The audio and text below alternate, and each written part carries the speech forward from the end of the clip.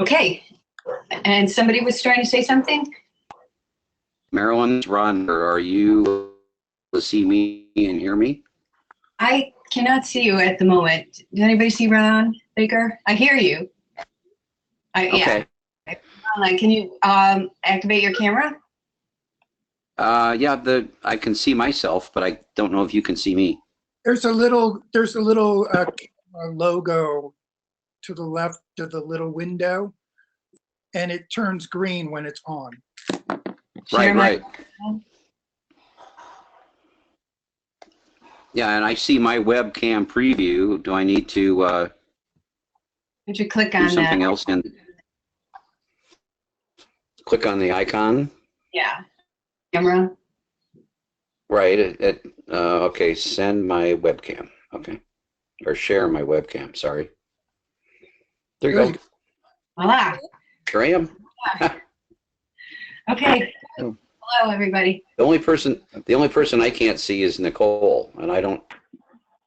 Her screen's just a bunch of fuzz. Oh, you got the fuzz problem again, Nicole. Well, you can't see me either, Dad. This is Lindsay Baker. I'm Ron's daughter, and I'm also just on audio. Okay. Yeah, Ron, and I'm Charles, and I'm on audio only also. So perhaps next time I'll be on video. Cool. Great. Okay. All right. Well, welcome everybody. I'm delighted that you're here, and I'm really looking forward to discussing this book. And if you, I'll just bring you up. There was a brief discussion a little bit before that we started, but I wanted to begin by just reminding everybody that Ayn Rand is a very careful writer. Okay, and she's a very good writer. She was a novelist, and she worked very, very hard on her novels. And I would like to spend some time just really looking at her work as literature, because I think that it was important to her. And so a couple things to keep in mind that, as we know, as we've read the Romantic Manifesto, that she's going to be highly selective in her writing. There's nothing in there that's just a toss-off. There's nothing gratuitous. These are things, she puts details in there that are important. And really, you could look at her work and word for word and pause and think about what she's. I thought we would start today looking at the way she builds these characters. Because they're wonderful characters, and it's a great story to follow. And we want to just know who they are, and she builds these characters, on values. Every character has their set of values, and then she builds the plot in large part on how these values conflict, or are challenged, or make one rise to an occasion, or fall down. So it's important also to just know from the start what the values of each character. Can I interrupt you and ask you a question about values? Is that similar to the themes of the characters? Yeah, I think so. They have certain main ideas that they are demonstrating, right? Wagner, where they have the motif, the musical motif for each character. You're using the word values. Is that for the objectivist audience, or is that literary? I'm going to use it for a literary audience. But would you like to add something that for the objectivist about that? No. I'm curious because I'm not a literary person. Okay. So I'm trying to ask questions to fill it out a little bit. Like, oh, you're saying but I don't think it would be foreign to an objectivist audience either. No, I thought specific for when I characters, and particularly Kira, in distinction to the rest, the Neevs and the Argonovs, I was struck by something that E.M. Forster wrote a long time ago in a very good book called Aspects of the Novel. He said that we had we have two lives: life in time and life by values. And Rand couldn't have read Forster's book. Certainly not in 1936 or whatever, because it wasn't written then. But I mean, she seemed to understand that very, very well. And Kira they're all defined in a sense by their values and the kind of values that there are. Kira is the one who's looking ahead. She's of street lights and large cities, whereas the others are looking, are lost because they had a fixed place and the place isn't there anymore. And the new Russia is suffocating all of them. Can I interrupt a second? Can anybody hear me? George, Yes. Hi, George. Hi, George. No picture, right? no picture, but we can hear you and recognize your voice. All right. I don't know what's wrong. They wouldn't let me. I couldn't use the link. I had to use Google. They wanted these numbers, and then it said you're not connected. And Did you turn off your Skype camera? yeah, that's not the problem. So Okay. anyway, I'll just have to go with audio. Okay, I'm sorry to interrupt, but I needed to know what was going on. No, it's all right. But anyway, I thought of that reference, particularly when I read the passages describing Kira. And I think objectivist or literary, in this case, for Rand, I think it's the same thing. And that's very nice. Would anybody else like to comment on that? I guess I thought that the description of Kira was particularly different than the description of all the other people that were surrounding her. Mm-hmm. Her family was devastated by the Russian takeover of their possessions, the Russian problems that were inflicted upon them in terms of having to stand in line for food, not being able to afford bread or nourish their families. And so I thought it was pretty sad, actually. Oh, yeah, heartbreaking. And so, but there were things about Kira that I thought were interesting in terms of, Anne seems to use eyes a lot in descriptions of people, I thought. I mean, there was about 10 or 12 different descriptions of people's eyes and what they looked like. And I'm wondering, is there a reason that the palm on Kira's stocking cap, does Anne Rand use color as part of her philosophy about things? I mean, search the PDF file that I downloaded for the book, and there's like 157 references or 110 references to eyes in the book. There's like 67 references to the color yellow. And so it just kind of struck me as if she really trying to say something through those metaphors. I noticed when she was introducing her that she had this pale blue outfit. Right. And I think she a plaid scarf and a stocking cap with a yellow tassel. I mean, yes, and the yellow and the blue make very nice harmonies, but she was also talking about the gray pink of posters being faded. right.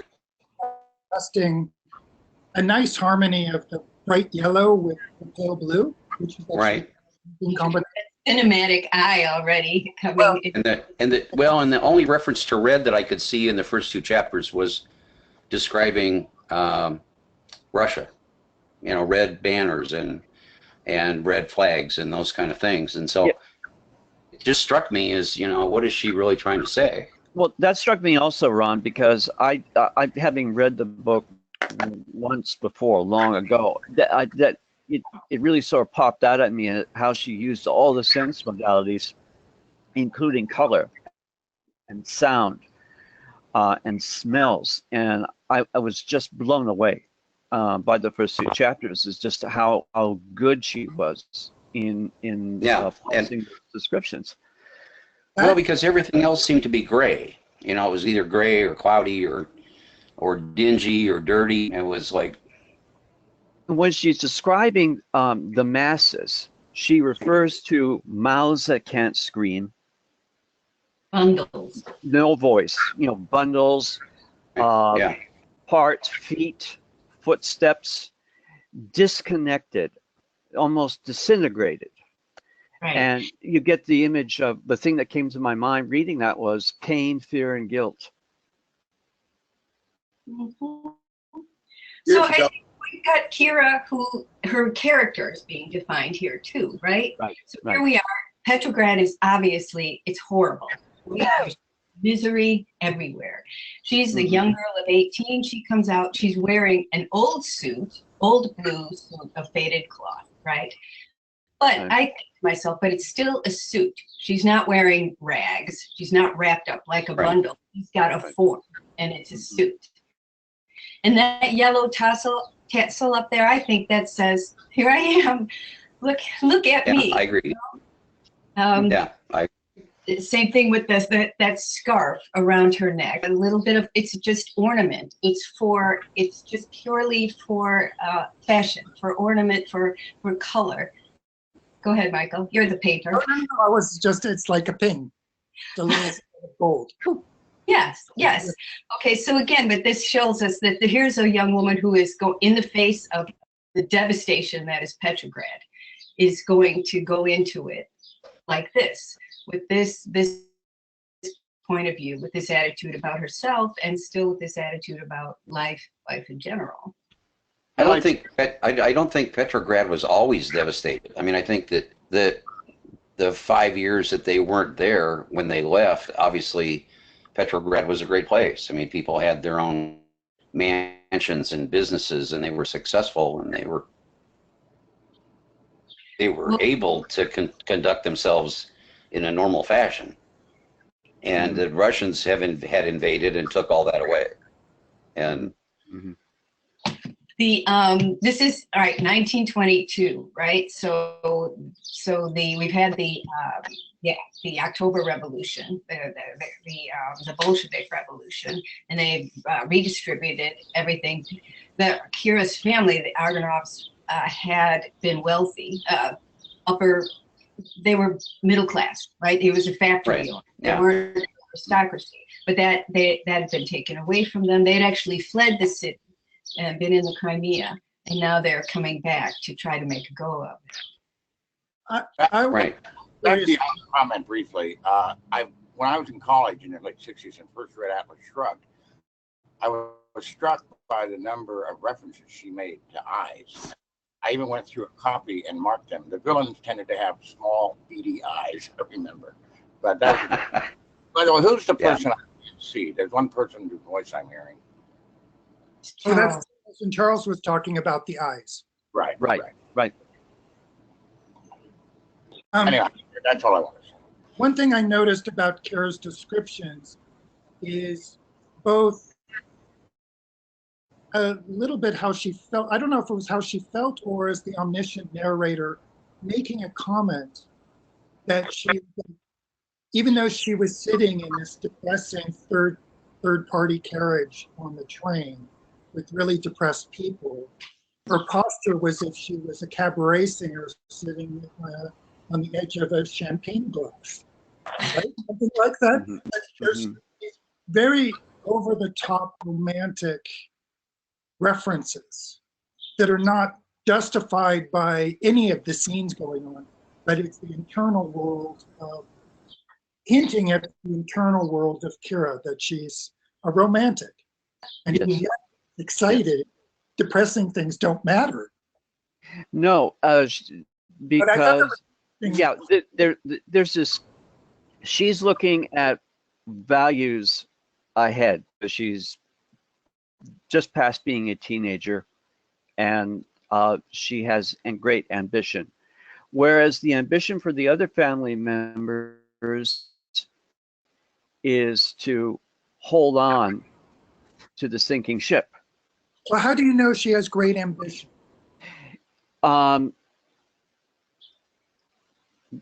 For one thing, she wants to be an engineer, okay? And she makes references to beautiful streets and lights, it has to be reminded of the revolution.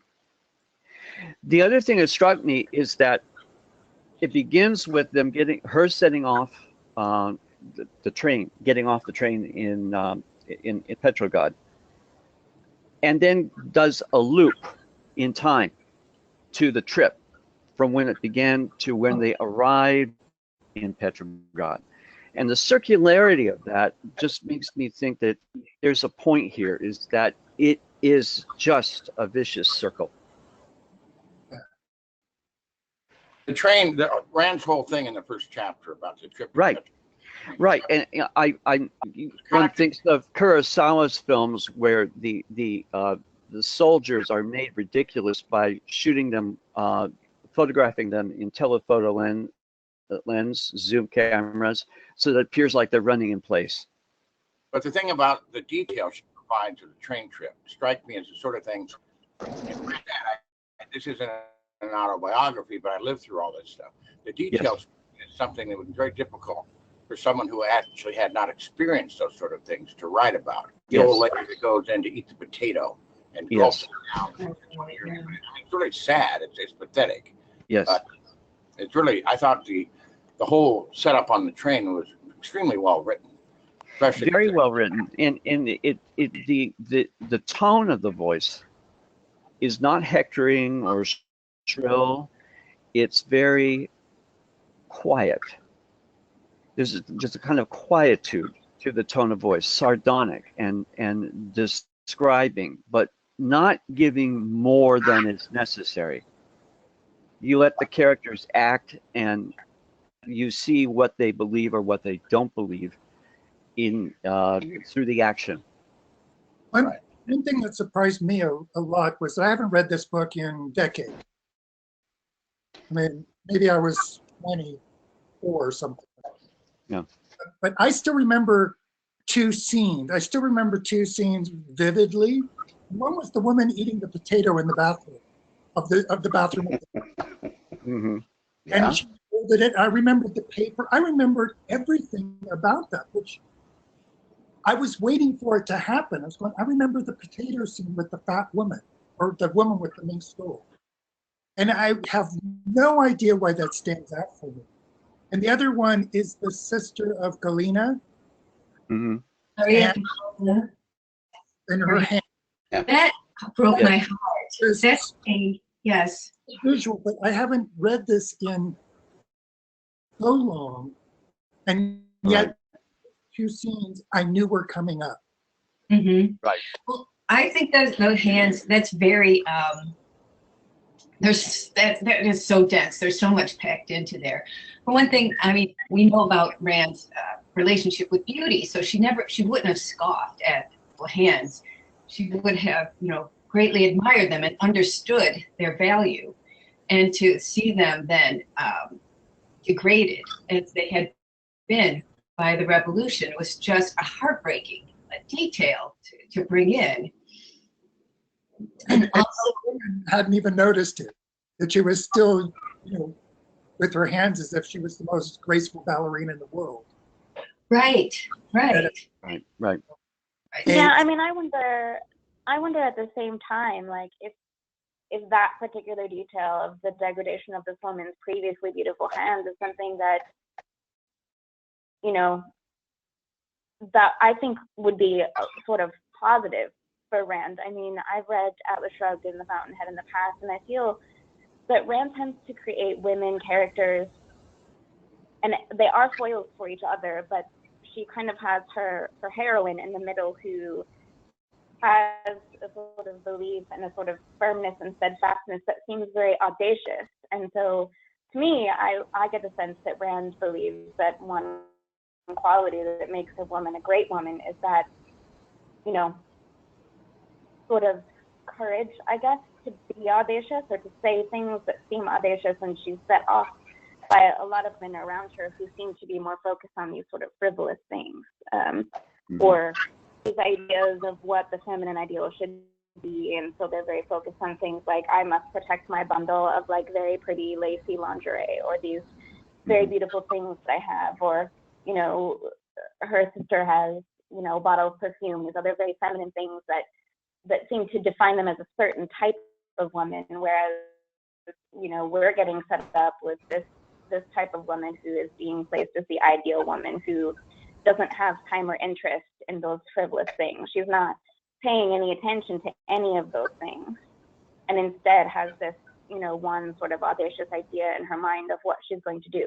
And is it her idea because, you know, there's some belief within this 18-year-old girl that's like very clear and solid? Is it because she's 18? I don't know. But to me, I think the sort of degradation of the other women around could be something that ultimately is like, this is, you know, maybe what's coming to you if you spend your time focused on all of these other feminine pathologies. Marilyn, you recently read Passion of Ayn Rand by Barbara Brannon. Do you remember the part where Barbara talks about the fact that Rand actually admired feminine beauty and was kind of drawn to it? I mean, the previous comment was right. She didn't like anybody who thought that was somehow made them better than other people. But I think your comment about the hands may be accurate for that reason. I think, yeah, I would say it's a little bit in the middle. That yes, that the hands can't necessarily define the whole person, but that beauty of those hands does matter. It's not, and in fact, I think Rand mentioned numerous times in the novel that even the frivolous can be defended. There are times when remember a little later on, a few chapters, you'll see Kira wanting to go to the opera and demanding, I must have a dress. Okay, so here they are in abject poverty, but Kira wants a dress because she wants to go. So that idea, I think that's also about individuality, those details, beautiful hands, the jewels of Galina Petrovna that have been taken from her.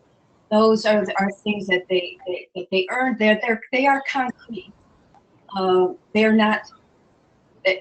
not ends. Well, they're not the highest ends, let's say, but they still are a good end. It's not. I don't think she's going to, because the communists would have. Would that be a kind of a description more of an environment where those things are kind of normal? An environment of going to the opera, the environment of buying a new dress, the environment of being able to go shopping or to buy food or, you know, nice food. Is that those things could be viewed as character, but they could also just be viewed as a different environment. Yeah, the old Russia, beautiful hands with nothing to do, no jewels to put on them. I heard a podcast on Pushkin, who was murdered in the 1830s by the Russian equivalent of a French Revolution. Now he's seen as a cultural icon and a hero, but he had huge gambling debts. His work dropped off. He was basically an unproductive aristocrat and had a short attention span. When I read the character of Maria, Galina's sister, that's who I thought of. Someone who belongs in a different world, and really there's no place for the so-called new world. Yes, another thing to think about for all of these, in which I just wanted to point out, everyone is isolated. Okay, you know that little song, the little apple song, little apple, where do you roll? And it talks about everyone in Russia all of a sudden being completely separated, right? There's Bolsheviks, the Germans are here, and the apple it just falls at random, right? So there's this sense of no connection with anyone. Right. So we've got Kira, who has her capitalist values. We've got Lydia, who's religious, longing for the mysticism of the old regime. We've got the sisters, Galina and Maria, who are these old young bourgeois who want to have their world back. We've got the factory owners who are devastated, who have just given up because they've lost. But everyone is isolated. They can't talk to each other. They can't connect. They're very much alone. That's very astute, because there are these characters that are all related formally by family, Yes. but then you see that their personalities are all clashing. And people going downhill, right? People trying to rise, and other ones indifferent. And very Yes. good. And it is that the lyrics to that song that Rand words is just contradictory, separated, doesn't have any cohesion. Yes. Yes. Listen, Marilyn, on your on the reading group webpage, you said some of the things you wanted to discuss. I think the first one was, oh, what's that? Sorry. It's a beautiful painting of Michael's. Yeah. Winter. Okay. You mentioned about what we can learn from Kira's personality. Did that, I don't know. Yeah. Character. Now, reading, I must say, until the last few pages of the first few chapters, I was thinking, well, there's not really a lot here. Although I did notice on a train at one point, Kira basically is not paying attention to what anyone's talking about. But towards the end, she makes two comments in the same words with different topics. At one point, she says, I never pay attention, I think, to what I wear. And I never pay attention. I never notice what and in the same, elsewhere, she says, I never notice what I wear. Mm-hmm. I'm curious what people make of that. I make of it that she's very inward in her world. She doesn't, I mean, she's trying to ignore the other things. Not that she's not aware of them, but what do other people think of those? Or Marilyn, I should ask you first. I noticed those things too, and as I'm sure everybody else did. And I have the feeling that there's someone who is living for their dreams and not paying attention to the external environment so much. Right. Well, I also, for Kira, she's somebody who's got so much confidence. And actually, I'm sure she's got the great looks. So she just takes it for granted that, and she has this great body confidence, right? The legs, there's that point where everybody's sort of bundled up and huddled in the train, and she's just there with her legs sticking out. And again, so it's not sexual in a erotic sense, but it's very much of this pride, this just naturalness in she's not modest or prudish in a religious way. She's also not trying to seduce anyone. She's just very naturally beautiful, and it's so much so that she possibly doesn't have to think. And I'm wondering if anyone else feels this way, but do we see a prototype here for a Randian heroine? I could flash her forward like 50 years and it might be Dagny Taggart. Right, I agree completely. Yeah. Yeah, so do I I. think so. I mean, I think there's like this sort of indifference that becomes very important, and I don't know. I mean, in this one, you know, there's a section where Kira is saying she doesn't understand what society is, and her eyes are dangerously gentle and wide. Mm-hmm. And that actually struck me as kind of two strange adjectives to use for the particular sort of Randian woman I feel like we're being introduced to, because that to me suggested a certain amount of naivete, which I don't think we really are supposed to believe. And maybe that ties into the sort of, you know, audacity I feel that the typical Randian heroine has, but just that, you know, her strengths and what she believes, she's very singly focused. And so the strength of that may seem like naivete to other people because she doesn't understand why people don't see what she sees so clearly. One of the interesting things about her character not caring about some things They're just, you know, the food doesn't matter, the clothes don't matter. These, my sister was a top 20 world-class tennis player. She played on center court at Wimbledon. She got to the finals of the doubles. She's played in front of 15,000 people. But he has a Randian character, or she actually, my sister introduced me to him. But there's something singularly focused. My sister was just there to play. She wasn't there for anything else, not to go to theater, not to be in the news, not to, you know, her own thing was to focus, was to play tennis. So she didn't really care. I mean, she looked good when she went out on the court, but she didn't care. And so I found that very familiar, that kind of unaware sexuality, unaware of stuff, food doesn't, just none of it matters, because she has something deeper going on inside her that she's aware of. Potential something inside directed. So that's very close to home. There's like a prioritizing, right? So it's not as if those things don't matter. I don't think Rand would say beauty doesn't matter or clothes don't matter, but there's a prioritizing in terms of, and the most important thing, of course, is what she does with her mind, what she creates, and this is who Kira is. Who was speaking on the phone about being set a little wide and danger with intelligence or something? Oh, that's me, Lindsay. Yeah, I was talking about Kira. It says her eyes were dangerously gentle and wide. Right. She said, I don't understand it. The same as it that I owe a duty. I did about Kira. Mm-hmm. I'm reading along and I'm going, oh God, this is really depressing, all this horrible stuff. And that moment happened and I went, click.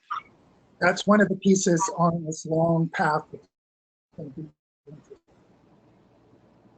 thought Rand's observations about the NEP were interesting, the new economic policy of Lenin. Quite right, so we'll let some private businesses run. But also interesting, she has these little jabs that I find enormously interesting, because she just hated the communists. Is at one point, I forget it, one of the, I can never remember these Russian names, but after the family gets to Petra reunite with some of the relatives, they're talking about what happened to the businesses, and somebody says, well, they've been nationalized. The Bolsheviks thought they could run them all, so they're all closed now. That kind of arrogance, like, oh, we can do this. That's something run for the people. But she gets in some really nice jabs, I thought, at the Bolsheviks. By the way, can I just ask a silly question? I could have looked this up on the internet. They have them eating millet after they get to Petrograd. How did they eat that? Was it like oiled and it was kind of a mush? Is that what was the... Yeah. I think so. It's got a very porridge-like description. So I'm assuming, I mean, millet is kind of like, sort of like quinoa or couscous. Like it's just, you cook it like that, yeah. It's sad after they get off the training. Rand describes an old woman who's looking on the ground for scraps of blood mixed in with all kinds of filth. It's just pathetic. Yeah. Well, the historical context, this book took years to get published, or a lot of rejections, I don't know which, and appeared in 1936 in the middle of the Red Decade in the U.S. And in those days, a lot of people who should have known better were thinking of the Soviet Union as the brave new experiment, the model of the achieved society. And what was actually happening, Rand was almost alone in describing it. It wasn't until George Orwell actually went alongside communists as a young Marxist, they turned around and go, crikey, they're actually killing people. And that wasn't until like years later. It took an enormous amount of courage, to be able to write such a book and tell the truth. Another thing I noticed was the book was published in 36. Took a long time to get it published. I don't know when she actually finished it, but she only came over to America, what, in the early 20s? Yes. And she didn't speak English at that point. So she only has about this before she could write that novel. It's really, she had to work her butt off to do that, or she had a remarkable ability. The writing machine. Yeah, to write in English when you only have been speaking it for Yeah. 10 or 12 years is astonishing. Right. Speaking of the revolution and because this is gonna, I think we should think about this all the way throughout in terms of the stated goals of the revolution and the actual reality of it. To look at that, and also again think about how people treat each other. What really matters? Who believes in life and who doesn't, and in spite of what everybody says, because I think that's important. And there's a lot of wonderful scenes in which you get the sense that the revolution is not really doing what it says it will do. But Victor, I'd like to talk in the little bit of time we have left to talk about Victor, because on the one hand, Victor and Kira have a lot of things in common, right? They're both kind of plucky, they're both young, they're about their education. But what do you notice about Victor in terms of in relation to? Well, he's almost like the opposite, but in morally. But I'm jumping ahead here. But he does know what he wants. He's very clear about what he wants. Victor is the guy advising Kira don't become an engineer. There's no job for a woman. Yes. Yes. Or something. Yeah. So he's very condescending. Mm-hmm. Well, in the opening, I don't remember what I don't remember all of the story. I'll remember scenes as they come along, some of the things, but he seems like a very, very vivacious, outgoing pragmatist. Mm-hmm. Yes. He's like someone who wants to be a millionaire and they don't care how corrupt they are to get there. Right. But the opportunity's there, so just grab it and go for it and have champagne along the way. So he seems like a very powerful, very attractive character. Power seeking. Yeah. He's very aware of the goodies you get the higher you get up in the government. I mean, it's a very egalitarian community, you know. It's the Orwell thing, we're all equal, but some more equal than others. But yeah, he's very aware of, I'm very much a pragmatist, I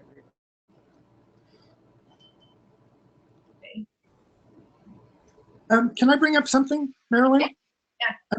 There's this passage that grabbed me. I think it's at the beginning of the second chapter, the first couple of pages into it. I have it on page 18 of my Kindle.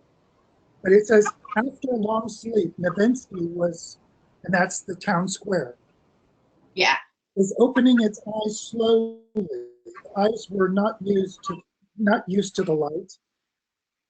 They had opened in a hurry, and they stared wide, frightened, incredulous. So I thought that was interesting that she took a place and gave it human attributes. Yeah, you're right. He does. What are we talking about? Chapter 1 or chapter 2? Chapter 2. Yeah. Right, bottom of page 18. Pages in. That's right. I've got a different edition, but that's okay. I'll find it. So that literary device of talking about a place or inanimate or social things, but talking to them as is that a metaphor of human attributes or to? Well, it's personification, right? Where she's looking at the where as an organic, as a real being, right? And again, yes, after a long sleep, Nevsky. And I know that Nevsky, that was the place in Petrograd where there was a lot of bloodshed, first of all, and in the revolutions. But it is also, and then they've been closed, and so now it's opening up. And so, oh yeah, I like that. I haven't really thought about it. I don't know. Let's walk through it and see. Old signs. There were stores without signs. So the idea, of course, we've got the new economic order coming in, right? And so it's just a sense that there might be a chance for the Nevsky to be something, maybe not what it was, but something different. Right. So she's Personifying the environment. So it's a little bit like this was the past with the gold letters and the shops, and it was a flourishing place, and now it's like taking out, wanted to make that even more personal, but describing it like a human waking up. Yeah, and also if we go back to what we were talking about with the characters and just that sense of there's nothing that's everything's lost its integrity, right? There's nothing that's complete. Like now with the Nevskys, just this smattering of all of these different influences on it. Some of the past, some of the future, some of it's just ruined, and there's no sense of what it is anymore. But she does that in Atlas Shrugged, I think. I don't know when, but when she's describing the city and opening up the scenes and talking about the push carts and the stores being closed, and conveying this atmosphere. But it was almost like drawing a character instead of just the environment. All right. Well, and she does, there's a point later on, we'll see it, and we can come back to this passage, I think would be interesting, because she does talk about it literally being carved, out of rock. It's a very Randian description that she makes of it. So you can see in that point later on in the book what it was when it was itself, and now what it's struggling almost in this inchoate form now. Yeah, Right. like a town or a community or a business as a living organism. And you get it by contrast to what it looks like when it's dead, when the dead hand of the state crushes it. And she Right. does that with Kara's father and her uncle.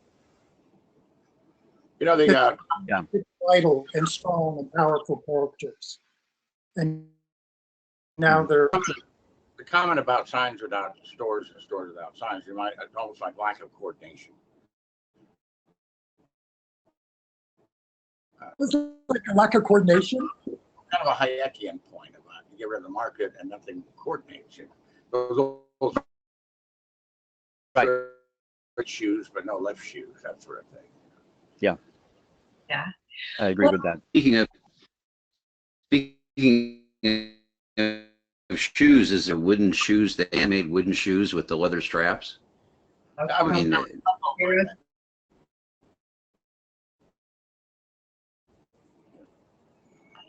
When she steps into Petrograd. Mhm.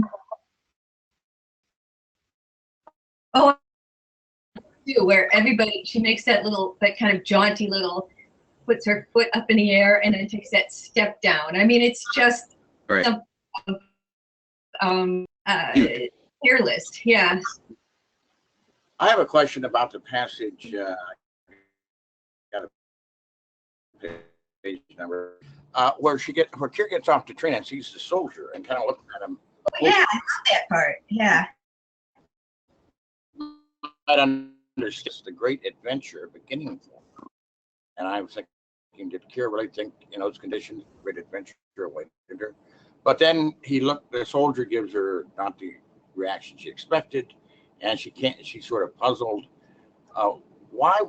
I mean, is this like before she really fully understands it's a full import of the revolution? Or what's the point of that thing about the soldier? I think this is foreshadowing. Okay.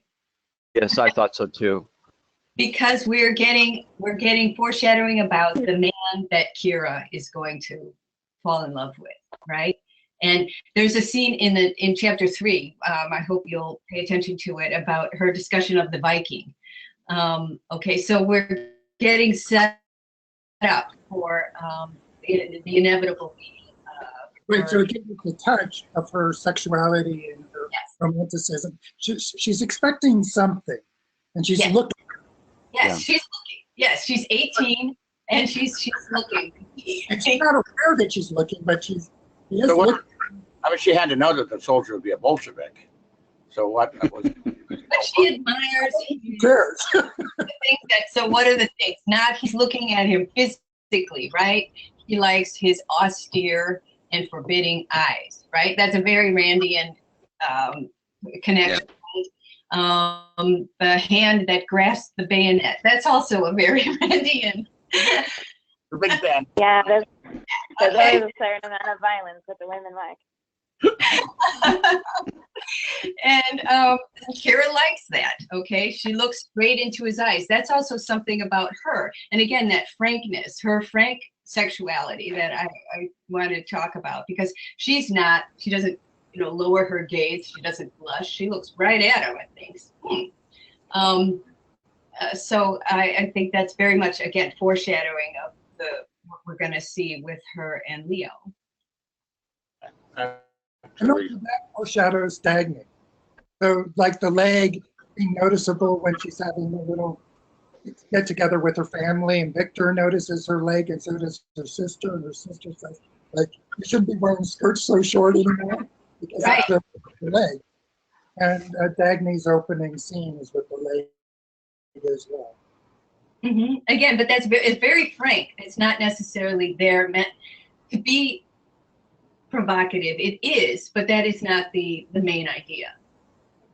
Yeah, I would call that organic, Yeah. I'm not sure. natural. I agree about the train thing, but the other thing, I'm not sure that wasn't meant by her to be a little provocative. I don't know. Who knows? Well, she's someone who doesn't either doesn't know the rules or doesn't care, and she I think it's yeah. I think it's more not caring. Yeah. hmm The only, did someone, I don't mean to interrupt. Did somebody want to say more about this? I have another subject that I want to bring up. Please. Well, at the very end of the second chapter, in what I think must be the first sort of philosophical injection that we want, the duty comes up, the duty to society, and she does that. Well, who do I owe this duty to? The guy in the, the soldier, and she said, well, it's to society. And she said, well, if you add up the sum of zeros, you still get zero. So it shows that at that age, the name of the first novel, that kind of individualistic thing. If we look at that discussion at the end about what Kira wants to do at the end of chapter 2, I like that, because that also shows sort of how everyone's speaking at cross purposes, right? They're talking about, here's Victor. It's funny to think that little Kira is of college age, isn't it? First of all, Kira, you have to get a labor book and the new passport. You're over 16, and then Maria Petrovna says, "Oh, a profession so useful nowadays. Why don't you be a doctor?" So again, she's thinking, all right, well, you should do something that's useful to the state, useful to others. And then Galina laughs, "Kira, a doctor? Wow, she doesn't care about anybody or anything, right? She wouldn't help a wounded chicken." And then Victor goes, but so everybody's got this say-so of what everybody's projecting on her, but she just says, I think the discussion is superfluous. I'm going to the technological. Now, what about all of you here listening part of this? Has that been an experience for you when you've had your mindset on something and people start giving you alternatives that don't have anything to do with where you want to go? Or who you are. Huh? Or who you are. Yes. No, I never experienced that. My parents just left it pretty much up to me. What about you, Deb?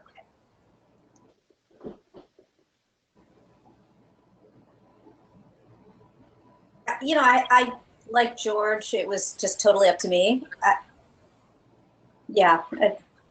can't relate to that. Oh, because, you know, I always wanted to be an artist. And I always had people telling me that that wasn't going to be helpful. You needed to get a job in accounting. Yeah. But Yeah. I was never, I don't know where that came. Yeah. And I always had the people doing exactly that to me. I think for me, it was almost the opposite. You know, it was me saying I needed to do something more lucrative, more, you know, kind of pushing myself away from my own values as opposed to others. That's very I knew I wanted to be an architect when I was Kira's age, so, and that's what I did. Good for you. So I can relate to Kira on that level because she knows she wants to do something that builds things for people. And, you know, I can relate to that. Oh, Charles, you're an architect, is that right? Pardon No, me? I'm not. Ron, you're not Yes. Ron. Ron is, yeah. Yes, I am. Were you inspired by the Rourke story when you were younger? I'm sorry, was I? Did the He's Fountainhead? asking about the Fountainhead. Oh, I didn't read the Fountainhead. I didn't read the Fountainhead till I was probably a fifth-year student in college. So, but you know, I knew I always wanted to design things and build things. So, when I was like 18. I knew since I was a little kid that I wanted to be a writer, and my dad was just talking, so he can attest to that.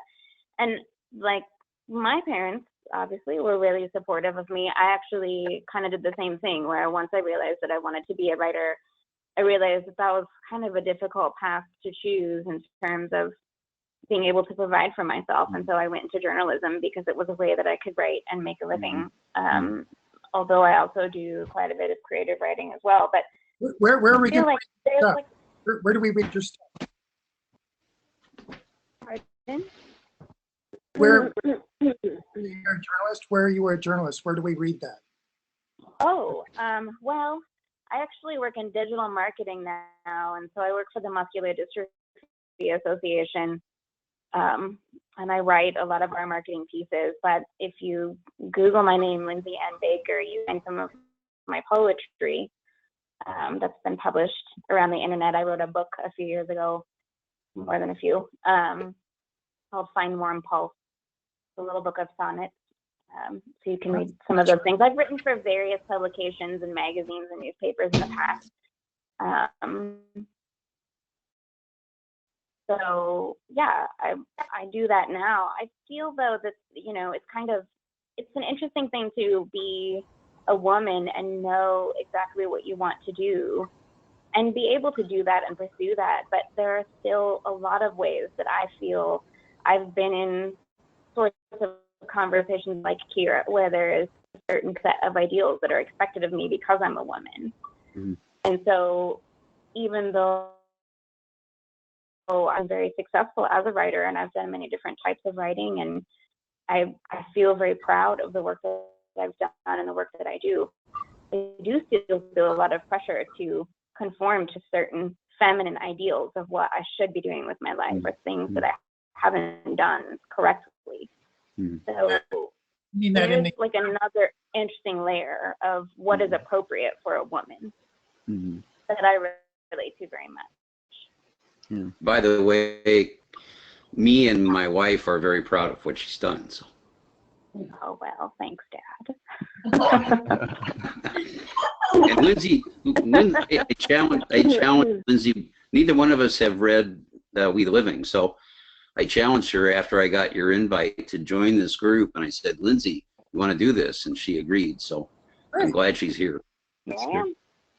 I have a very short story that you all should appreciate. When I went to California and writing my first book with the name Atheism: The Case Against God, it's hard to disguise what that's about. Then I went back after I finished. I was just broke and couldn't feed myself. I went back to Tucson to stay with my parents for a while. My dad, who was career Air Force, wasn't particularly religious, but he took it after 22 years, took a civil service job at the post office. And we weren't a touchy-feely kind of family. I I mean, they were supportive, and but it wasn't like hugged and all that. And at one point, my dad says to me, kind of sheepish, he was obviously very proud that his son had written a book. That was something outside the universe. But he didn't come up to me and say, "I'm really proud of you." And the title was kind of awkward, not for him, but to discuss it with friends. So at one point, he says to me, I was bragging to my friends at the buddies at the post office about my son had written a book. And then they say, "What's it about?" And he paused. He says, "I just tell him it's about religion." Then he said sheepishly, "Is that okay with you?" That's okay with me. He was afraid to say, "Well, it's offensive atheism." He'd be beat up or something. I thought that was, People tell you, if you were right, maybe you ought not write that book. That would be bad for your career. who did, Barbara? Didn't, yeah, you told. She was supportive, Barbara Brennan, but at one point she said, "Have you really thought about this?" That's your first book. And I said, "Barbara, I'm a high school dropout. I don't have any credentials." I said, "So this is going to hurt my career?" I mean, when someone comes to you and in effect, they would like you to write a book. My attitude was, yeah. I mean, it was on atheism. I had some background in that. And I mean, it would have been stupid to pass. I mean, some writers go their whole careers without getting a book published. And so. Yeah, okay. Well, yeah, so I do, yes, I like this. So, because that's again where these people are talking, somebody's thinking about family, somebody's thinking about social status, somebody else is thinking about, well, gender, you can't do that. And she's just thinking, this is what I want to do, right? And that also one of my favorite lines where she says,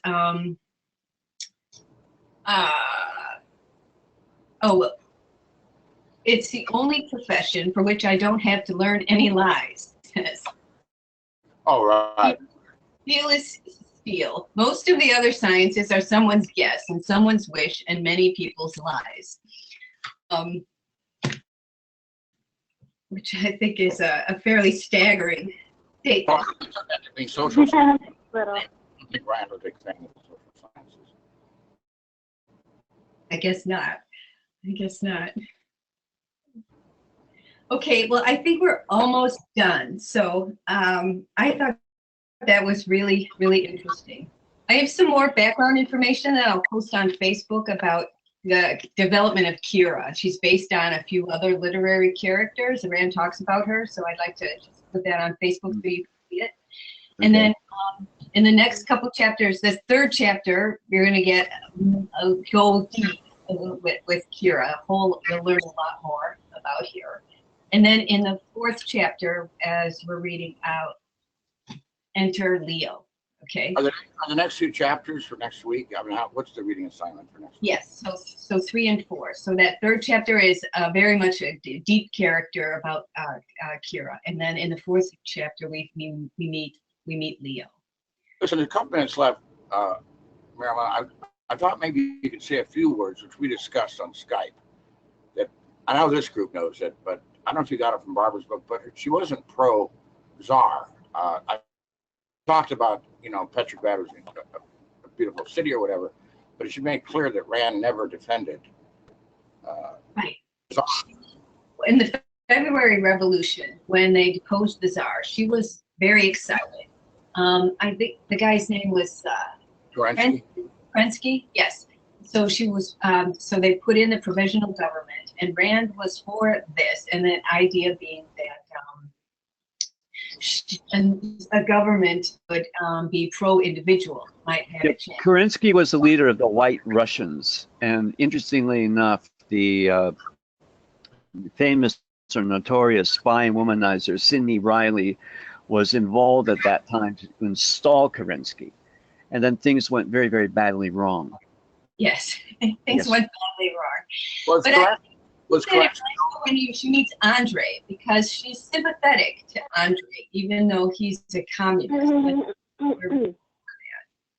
Right. Was Kerensky like at all? Was he pro civil liberties, pro free market, or was just sort of a mixed bag? Does anybody know? I don't know anything about him. All I know is that he was not a Bolshevik.